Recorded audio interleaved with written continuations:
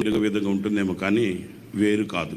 ఒక తండ్రి బిడ్డలం అన్నట్లుగానే ఎంతో కాలం మా ఆత్మీయ తండ్రి దైవజనులు యేసన్న గారి యొక్క పాదపరిచయం చేసుకుంటూ ఒకటే ధ్యాస.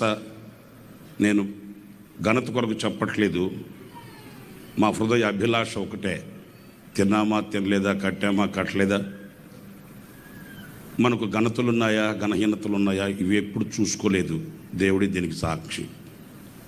మా హృదయంలో ఉన్న వాంఛ, మా హృదయంలో ఉన్న అభిలాష ఒకటే. పరలోకమందున్న తండ్రిని సంతోషపరచడం, భూలోకంలో దేవుడు మాకు అనుగ్రహించిన తండ్రి యేసన్న గారిని సంతోషపరచడం, ఈ రెండే మాకు తెలుసు.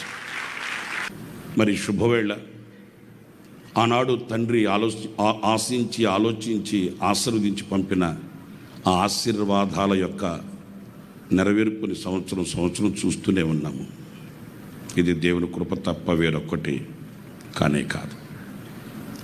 ఈ మాటలు నేను ఎందుకు చెప్తున్నానంటే, ఇంతకాలం వెన్నుతట్టి చేయిపట్టి ముందు నడిచి పర్వతాలు అణిచి నడక నేర్పిన ఆ తండ్రి ఇంకనూ విసలనని, అంతవరకు నడిపిస్తాడని